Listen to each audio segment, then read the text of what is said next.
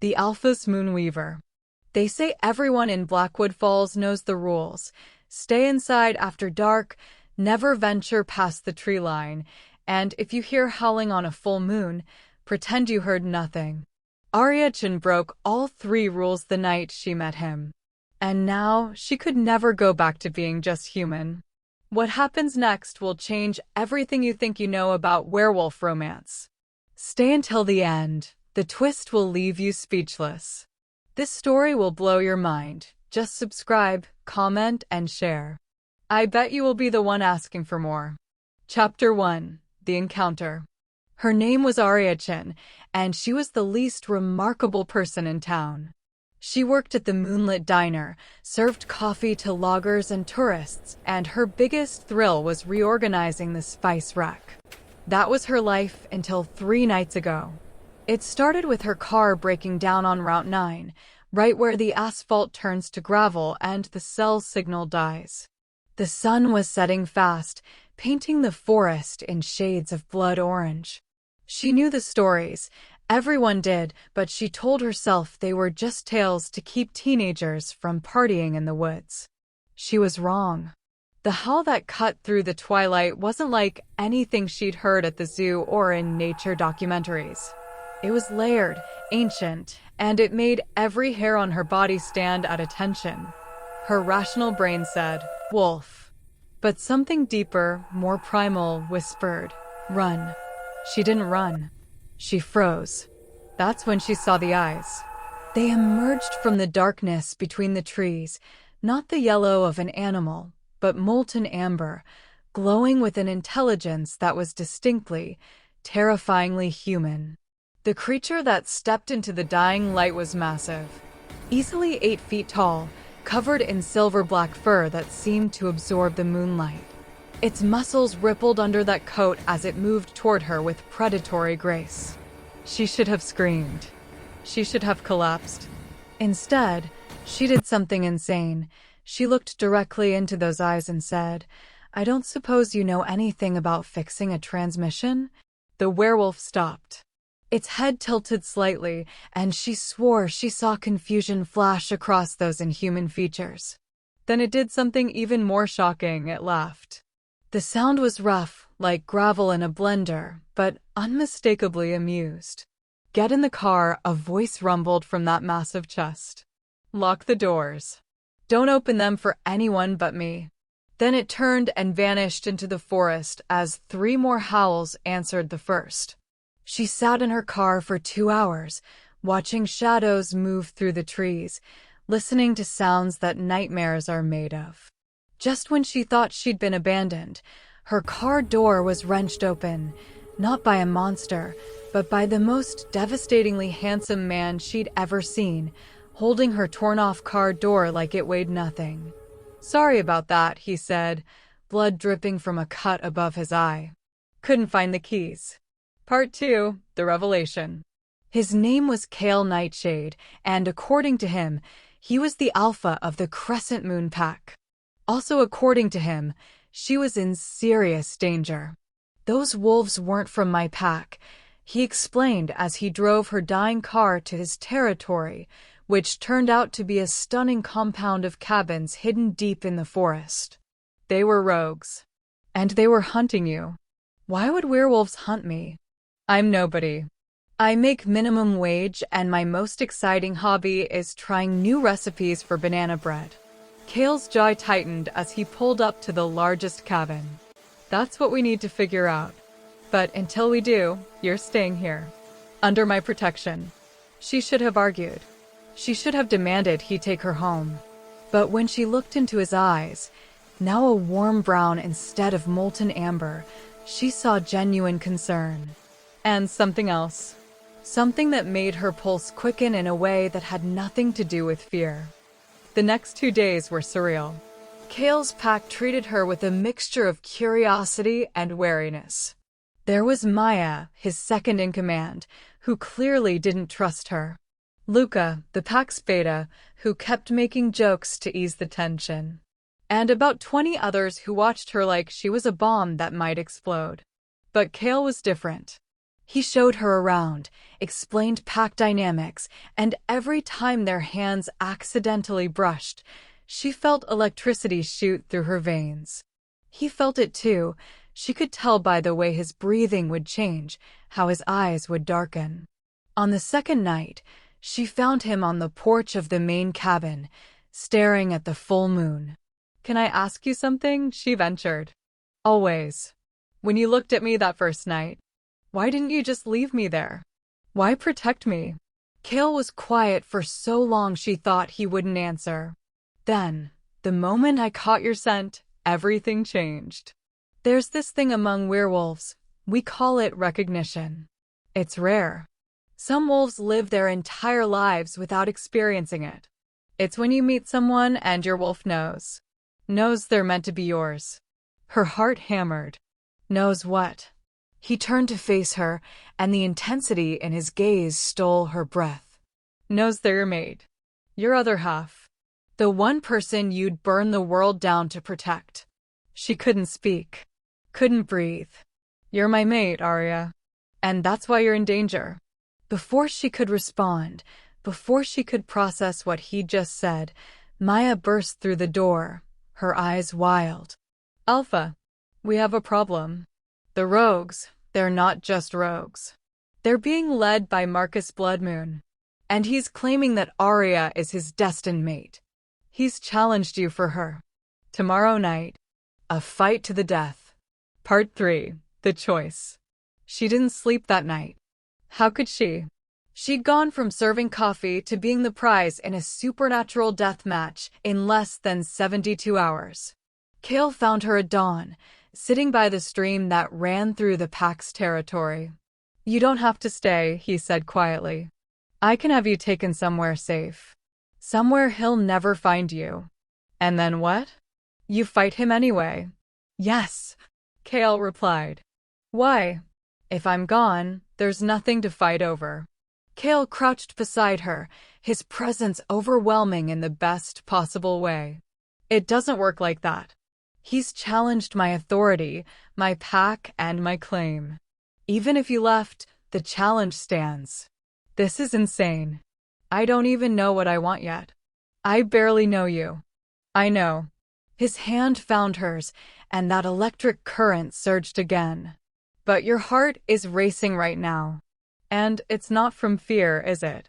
He was right. Despite everything, the danger, the impossibility, the sheer madness of the situation, she was falling for him, hard and fast, in a way that defied logic. Tell me about this Marcus, she said instead of answering. Kale's expression darkened. He used to be part of my pack. He wanted to lead. He thought he was stronger. When he challenged me 5 years ago, I defeated him but spared his life. Exiled him instead of killing him. Maya told me it was a mistake. She was right. Why does he think I'm his mate? Because he's delusional. Or desperate. Or both. Kale stood, pulling her up with him. True mate recognition is undeniable. I knew the second I saw you. My wolf recognized you. There's no confusion and no question. What he's claiming is either a lie to get to me, or he's forcing a bond that doesn't exist. The day passed in a blur of preparation. The pack was on edge, preparing for witnesses from other packs who had come to observe the challenge. It was tradition, apparently. Werewolf law. That evening, as the sun began to set, Kale pulled her aside one last time. If something happens to me, don't say that, Aria said, almost with a broken voice. Aria, listen. If I fall, Maya will get you to safety. There's a pack in Canada, the Silver Rapids. They'll protect you, no questions asked. Promise me you'll go. She grabbed his face, forcing him to look at her. Promise me you'll win. He smiled, but it didn't reach his eyes. I'll do everything in my power. Then he kissed her. It was desperate and tender and fierce all at once. It tasted like goodbye, and she hated it. The clearing was packed with werewolves from at least a dozen packs. And there, across the circle, stood Marcus Bloodmoon. He was huge, scarred, and when his eyes landed on her, she felt genuine terror for the first time since this began. Because the way he looked at her wasn't with recognition or love, it was with obsession and possession. Cale began to shift, his bones cracking and reforming. But as Marcus transformed, she saw something that made her blood run cold. A symbol burned into his chest, glowing with dark magic. Someone had enhanced him. This wasn't going to be a fair fight. And as the circle erupted in outrage, she realized she had to make an impossible choice: watch the man she was falling for die, or do something so reckless that it might get them both killed. Part 4. The Truth. The moment she stepped into the circle, everything stopped. Aria, no. Cale's roar was both human and wolf, anguished and furious. But she walked straight to the center, her heart trying to beat out of her chest, and faced Marcus Bloodmoon. "If I'm what you're fighting for," she announced, her voice somehow steady, "then I should have a say. Werewolf law allows the disputed mate to choose, doesn't it?" The elder presiding over the challenge, an ancient-looking woman named Celine, nodded slowly. "It does, though it's rarely invoked." Marcus's laugh was cruel. "Choose then, little human. Choose me, and I'll let your precious alpha live. Choose him, and I'll tear him apart and take you anyway." Or, she continued, ignoring the threat, "you could tell everyone here the truth. Tell them about the dark magic you used. Tell them who enhanced you." The clearing erupted in whispers. Marcus's expression flickered, just for a second, but she saw it. "Fear. What are you talking about?" he snarled. "The symbol on your chest. It's a binding mark, isn't it? Someone didn't just enhance you, they're controlling you. Forcing this challenge." She was gambling.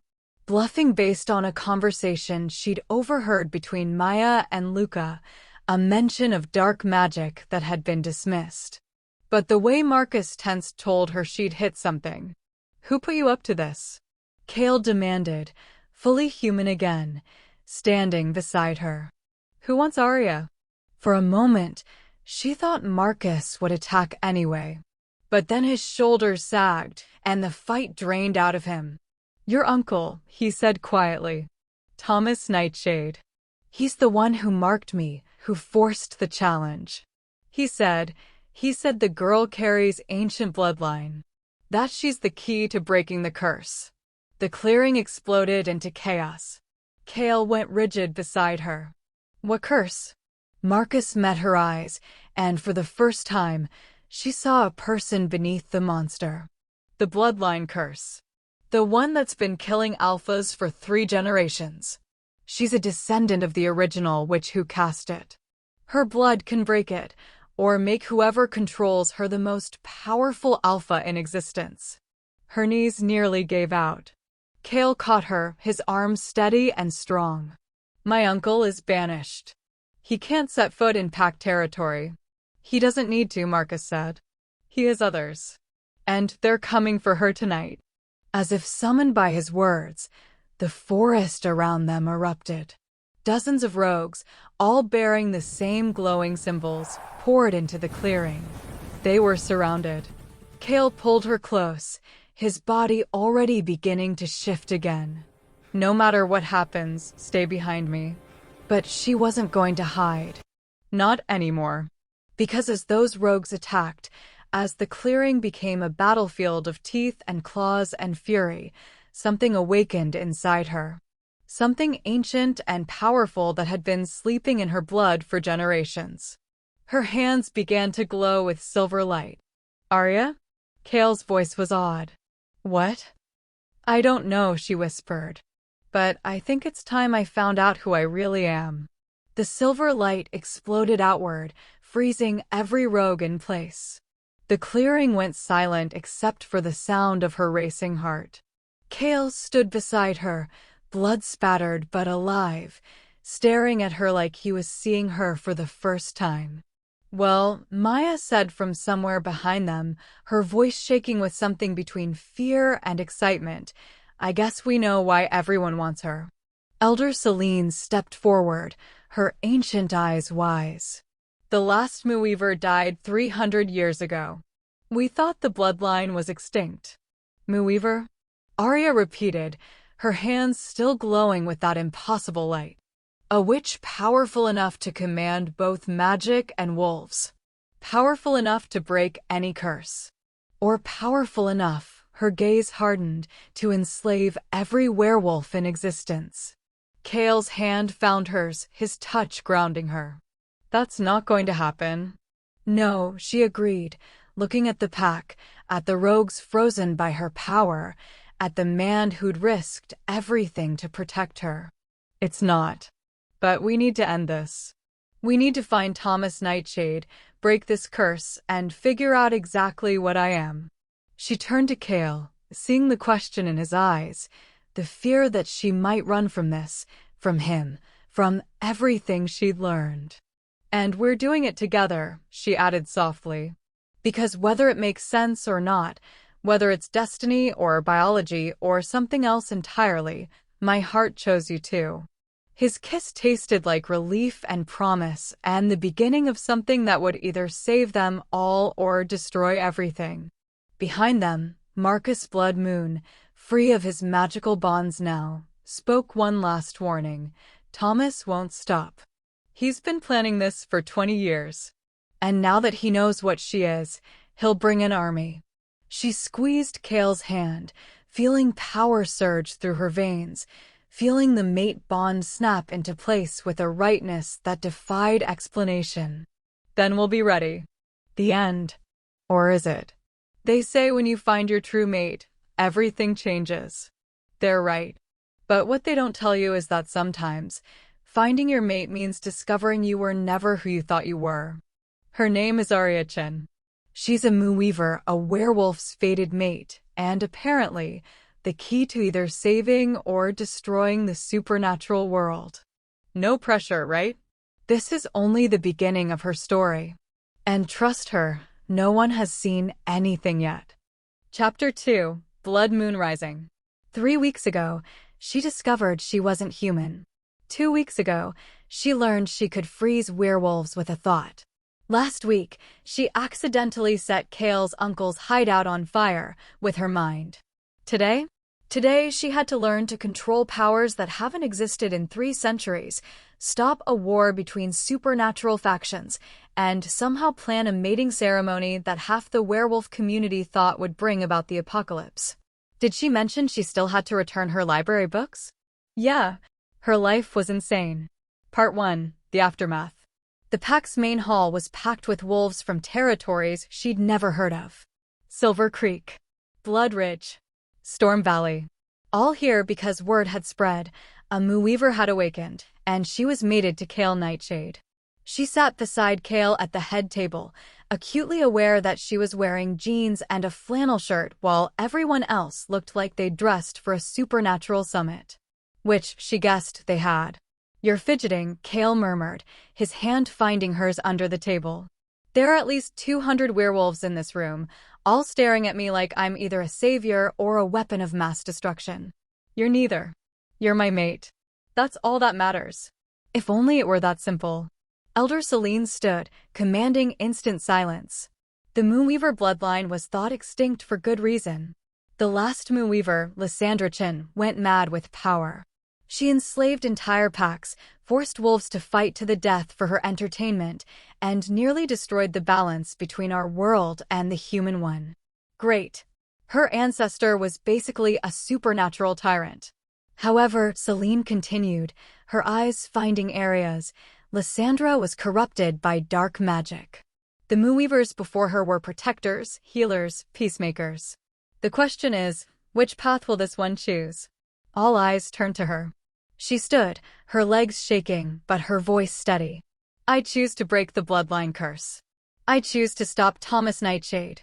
And I choose to protect the people I care about. That's it. That's my path. A wolf from Blood Ridge, a massive man named Garrett, growled low. Pretty words. But how do we know you won't turn on us? How do we know you're not playing the long game, waiting until we trust you? Before she could answer, silver light flickered across her hands. Not her doing, it was reacting to the threat in his tone, to her rising anxiety. Because, Kale said, standing beside her, his voice commanding, she's my mate. I'd know if her intentions were dark. The mate bond doesn't lie. The mate bond can be faked, a woman from Storm Valley called out. We've all heard the stories. Forced bonds, manufactured connections. The silver light exploded outward, and suddenly every wolf in the room was frozen mid-sentence, mid-movement. Her heart hammered as she stared at her glowing hands. I didn't mean to, she gasped. Yes, you did, came a new voice from the doorway. A woman stepped in, tall and elegant, with silver hair and eyes that matched Aria's glowing hands. Your power responds to your emotions, child. You felt threatened, and you defended yourself. Perfectly natural for a Moonweaver. Who are you? Kale demanded. The woman smiled. My name is Cassandra Moonwhisper, and I'm here to train the last of my kind before she accidentally destroys us all. With a casual wave of her hand, Cassandra released everyone from Aria's freeze. The wolves gasped, stumbling, expressions ranging from fear to anger. Oh, and one more thing, Cassandra added, her smile fading. Thomas Nightshade isn't working alone. He's allied himself with the Crimson Court, vampire nobility, who've wanted werewolf extinction for centuries. And they're planning their attack for the blood moon. Which, if my calculations are correct, is in exactly 5 days. Part 2, the training. Cassandra's training was brutal. They spent the next 3 days in a clearing deep in pack territory, away from everyone except Kale, who refused to leave Aria's side, and Maya, who claimed she was there for security, but was clearly just curious. Again, Cassandra barked as Aria tried, and failed, to levitate a rock without accidentally sending it flying into a tree at missile speed. I'm trying. Trying isn't good enough. When Thomas and his vampire friends attack, they won't care that you're trying. They'll rip out your throat while you're concentrating on proper breathing techniques. She glared at her mentor. You're not exactly motivational. I'm not here to motivate you. I'm here to keep you alive. Cassandra softened slightly. The Moonweaver power is tied to emotion, yes, but also to will. You have to want the outcome, not just hope for it. You have to command reality to bend. That sounds insane. Welcome to being a Moonweaver. By day 3, she could freeze individual targets, create barriers of silver light, and, most surprisingly, sense the life force of every creature within a 100-yard radius. It was overwhelming and incredible and terrifying all at once.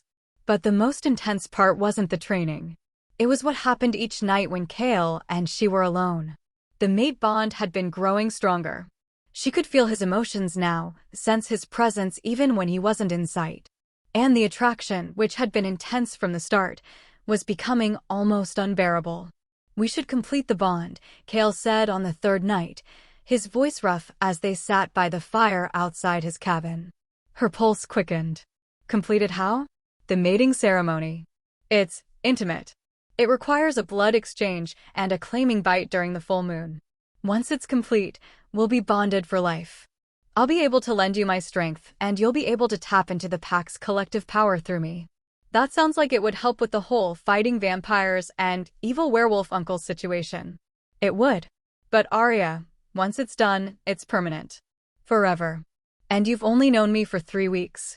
She turned to face him, seeing the vulnerability in his eyes, the fear that she might say no. Kale, I've felt more in these 3 weeks than I have in my entire life. I don't need more time to know you're the person I want to face impossible odds with. His kiss was answer enough. But when he pulled back, his expression was troubled. What? She asked. My uncle. He sent a message today through Marcus. Kale's jaw clenched. He wants to meet. Just him and me. Says he has information about your parents. Her heart stopped. My parents died in a car accident when I was 5. What could he possibly know?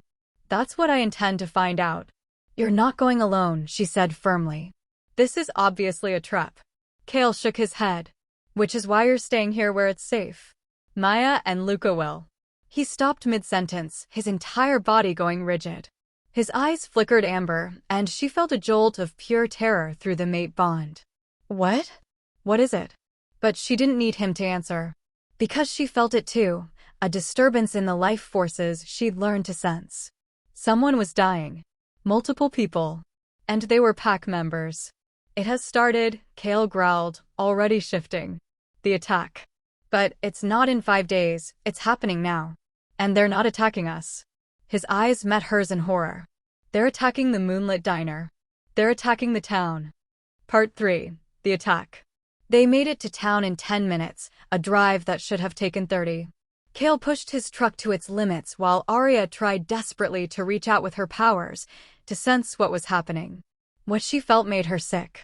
There are so many of them, she whispered. Vampires, rogues, something else I can't identify. And civilians are caught in the middle. The town square was chaotic. Vampires moved with inhuman speed, their eyes glowing red in the darkness. Rogue wolves, all bearing Thomas's binding marks, tore through the streets. And the townspeople she'd served coffee to for years were running, screaming, and dying. This is my fault, she gasped. He's doing this to draw me out. Then let's give him what he wants, Kale said grimly. But on our terms. The pack had already engaged, fighting desperately to protect the humans. She saw Luca take down 2 vampires with ruthless efficiency. Maya was directing civilians to safety while fending off rogues. But they were outnumbered 5 to 1. She stepped into the center of the square and let her power explode outward. Every vampire and rogue within 50 feet froze instantly. The pack members, protected by her intention, remained free. Thomas Nightshade, she shouted, her voice amplified by power she didn't know she had. I know you're watching. Face me yourself, you coward. Stop hiding behind pawns. For a moment, nothing happened. Then the crowd parted, and he stepped forward. Thomas Nightshade looked like an older, crueler version of Kale. Scarred, weathered, with eyes that held nothing but ambition and madness. Hello, niece, he said with a smile that made her skin crawl. Niece, did my dear nephew not tell you? Your mother was my sister. Which makes you family. Which makes your power rightfully mine. The world tilted. She looked at Kale and saw the shock on his face. He hadn't known. My mother died when I was 5, she managed. Your mother, Thomas said, circling her like a predator, faked her death to hide you from me. She knew I'd discovered what you were, what you'd become. She took you, erased your memories of anything supernatural, and raised you as human. But she couldn't hide forever. I found her 10 years ago. And I made her tell me where you were before I killed her. Rage exploded through her, white-hot and devastating. The silver light turned to flame, burning so bright that vampires shrieked and fled. You killed my mother, she said, each word dripping with power. I killed a traitor, Thomas corrected. And now I'll kill you too, right after I force you to break the curse and transfer your power to me. He pulled out a dagger that glowed with the same dark magic as the binding marks. This blade was forged from Lyssandra's bones. It can cut through a Moonweaver's defenses. It can take your power and give it to another. And once I have it, once I control every werewolf in existence, I'll make your precious Kale watch as I burn this pathetic town to the ground. He lunged, faster than should be possible. But she was faster. She caught the blade mid-strike, her hand wrapping around it despite the burning pain. Silver and dark magic clashed, creating an explosion that sent everyone flying. When the smoke cleared, she was standing in a crater, her hand healed but changed, marked with silver runes that pulsed with ancient power. Thomas was on his back, staring at her in shock. That's impossible, he breathed. Those are the marks of the first Moonweaver. The original. How? Because she's not just any Moonweaver, Cassandra's voice rang out as she appeared beside Kale. She's the one the prophecy spoke of. The one who would either save or destroy us all. And you just forced her awakening. Aria looked at her hands, feeling power beyond anything she'd imagined coursing through her veins. The prophecy? Thomas started laughing, manic and desperate. Oh, this is perfect. You have no idea what you've done, little girl. The first Moonweaver's power comes with a price. And in exactly 1 hour, when the blood moon rises, you'll have to make a choice. Destroy every vampire in existence, or destroy every werewolf. There's no middle ground. The magic demands balance, one species must fall. Part 4. The choice. The pack's council chamber had never been so crowded or so divided.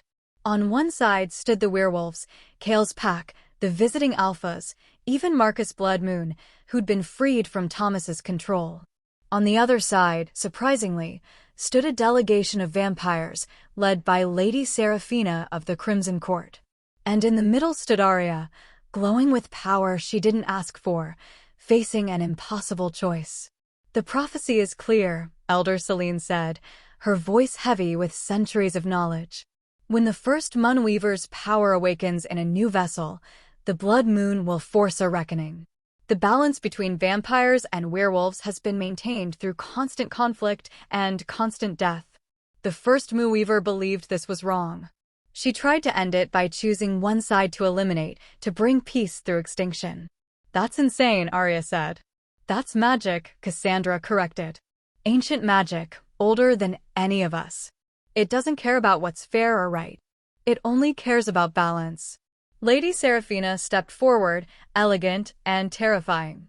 "If you choose us, if you eliminate the werewolves, the Crimson Court will grant you sanctuary. You'll be honored, protected, worshipped as the one who freed us from the wolf threat. And if she chooses the wolves," Kale said, his voice like steel, "she'll have to live knowing she committed genocide. Knowing she destroyed millions of beings who've done nothing wrong except exist." She looked at him, feeling the mate bond pulse between them. "There has to be another way." "There isn't," Thomas said from his cell in the corner, where he was bound with silver chains. "I've studied the prophecy for 20 years. There's no loophole and no escape clause. You have until the Blood Moon reaches its peak, 30 minutes from now, to choose. Or the magic will choose for you, and it will destroy both species." Her mind raced. There had to be something, some option she wasn't seeing. That's when it hit her. "The first Moonweaver tried to bring peace through extinction," she said slowly. "But what if that's not the only way to bring peace?" Cassandra's eyes widened. "Aria, what are you thinking?" "You said the magic demands balance. That it requires an end to the conflict between vampires and werewolves. But what if the conflict isn't built into the species themselves? What if it's built into the magic that separates them?" She turned to face both groups, power building around her. "The prophecy says I have to choose which species falls. But what if I choose neither? What if I use the first Moonweaver's power not to destroy, but to unbind the magic that forces you to be enemies?" "That's impossible," Seraphina breathed. "The supernatural laws were created by someone," she interrupted. "Which means they can be uncreated by someone with enough power. And right now, for the next 30 minutes, I have that power." Kale grabbed her arm, his eyes desperate. "Aria, we don't know what that will do to you. That kind of magic, rewriting the fundamental laws of supernatural existence, it could kill you. So could letting millions die because I was too afraid to try." She kissed him then, pouring everything she felt through the mate bond. Love, fear, determination, and hope. When she pulled away, she turned to address everyone.